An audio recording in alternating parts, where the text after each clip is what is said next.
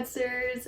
So, as you guys know, I'm currently a student at DIS, which is the Danish Institute for Study Abroad, here in Copenhagen, Denmark.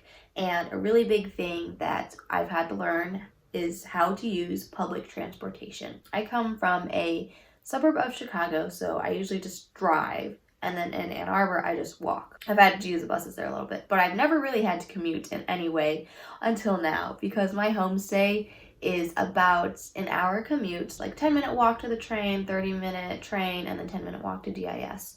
So it is quite long, but it's very manageable, very doable, and I learned how to use public transportation very well. And here in Copenhagen, it's very efficient. So DIS, right before you leave, will, based on your housing placement, give you two options. You can either bike or you can get a commuter card, which either one will be funded by DIS. Biking is really only if you're super close. To be honest, I wouldn't really recommend that just because even if you are close, depending on weather, like it's been super windy, super rainy, like not great weather, it's kind of hard to bike.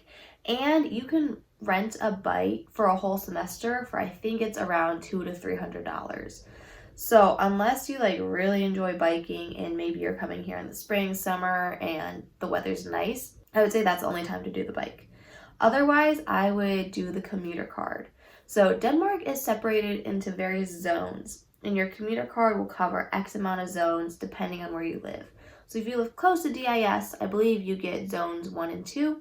However, I live far, so I end up getting like 8 zones, which is a lot more, which to be honest has been nice because I can go to a lot more places. The commuter card gives you access to buses, S trains, and metros within your zone. So DIS does a really great job of making sure that from your housing location to the school, all those zones are covered. And outside of that, then you can rent a bike, you can bike to the train station or whatever, take your bike on the train, and then bike throughout Copenhagen. And then, if you go out of your zones, say you want to do a trip that's like an hour outside the city that your zones do not cover, you have to buy a ticket because there are random checks on the trains. And so people will like randomly come around and like be like, where's your ticket? And if you don't have a ticket, then they charge you about $120. So Emily and I went to Coog one day and we didn't realize that Coog was outside of our zone. And then we got our ticket scanned and she's like, you're outside your zone. And this is like our first week, okay? And we're like, sorry, no, like, and she thankfully let us go, but other people have not been lucky and they've had to pay $120. So make sure you always buy tickets if you end up going outside of your zone. It's very easy to buy a ticket. At every stop, there will be like this red, it looks like an ATM, and you can just buy a ticket to where you're going. The S train will have many lines that like go all throughout Copenhagen. And then the metros are a little bit closer to the city center. They're very easy to use. I personally have not had an issue with public transportation here.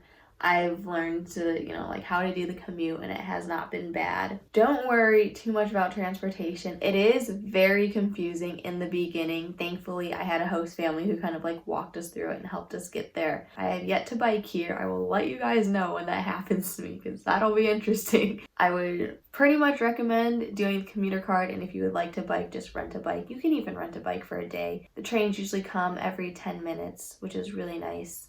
And there are multiple apps that can help you with your journey. So I would say get the DSB app and then the Regisplanen app, which is kind of like Google Maps for public transportation. But both are really great and you can get around. You'll be fine. I hope this is helpful. I'll give you a quick little rundown. It's also very easy to invoice DIS to your commuter card. They have a really great article on that too. So let me know if you guys have any other questions, and thank you guys so much for watching. Bye, Maddsters!